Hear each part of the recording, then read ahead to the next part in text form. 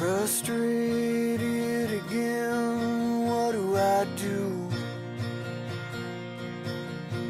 The bills seem to never end, just gotta make it through.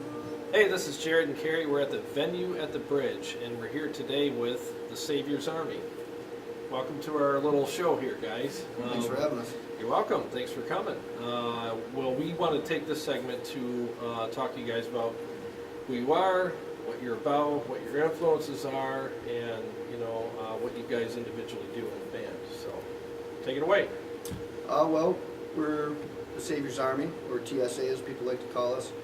We're from Bay City, and the whole push behind our band is to, our kind of calling card is we say that we have dedicated our lives to fight to bring hope to the hopeless.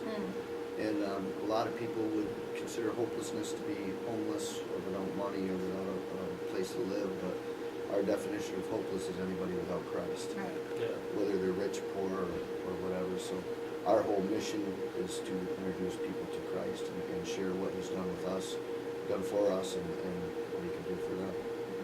And you're Dusty. Yep, my name's Dusty, Dusty Bones. And this- Dusty Bones. My partner Justin. Yep. And you are the lead singer, lead Yes. vocalist, frontman. You play. I do vocals and acoustic guitar, and Justin plays lead. Okay. And my two brothers are in the band. My older brother James is our bass player, and my younger brother Anthony, or Peppy is his nickname, he's our drummer. And they couldn't be here today. They had some family obligations. But my cousin Jesse used to be in the band, and when he decided to leave for some family, he wanted to focus more on his family. It just so happened that Justin walked into our church about the same time. We started talking about guitars, and he never left. Now we can't seem to get rid of him. Can't get rid of him. Well, hey, it worked out pretty good then for you.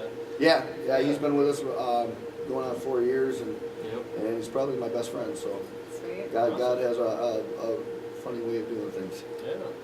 Now, as you were talking before, you were telling us that you go to the Good Samaritan Rescue Shelter once a month. Can you tell us a little bit about what you do there?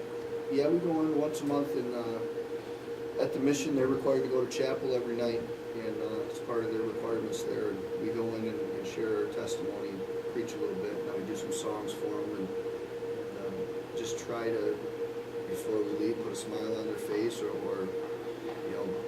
best scenario, change their lives and introduce them to Christ. And a lot of times we get people coming up afterwards that we have related to what we said, or we've even had people accept Christ right there, right with us on that spot. That's awesome.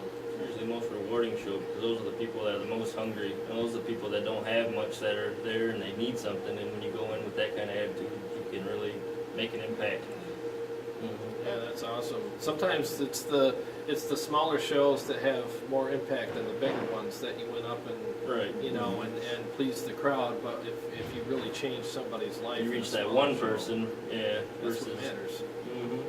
You had said something before about someone came up, you maybe had said during your sermon that it was okay to be mad at God. Yeah, It was okay to feel those emotions. And Well, a lot of times, when we go to the shelter, obviously they're there because they're at a hard point in their life, and people think homeless and you think winos or whatever, but there's single moms with kids in there, and dads who are having a falling out with their wives, and they leave the home, or kids right out of high school with nowhere to go. We've come across it all there, and a lot of times they're mad at God. And so I often tell them that if you're mad at God, let Him know. You don't have to hide from Him and fight it. Just let Him know, and He'll change your heart. well, let me tell you, it sounds like you guys really are the Savior's Army. It sounds like you're doing a lot of good in the kingdom, and I appreciate that. I appreciate you guys being here. Up next, we're going to talk to them about why they started this project and how it's going for them. Will the day come when I can be free? I'm asking everybody, would you pray for me?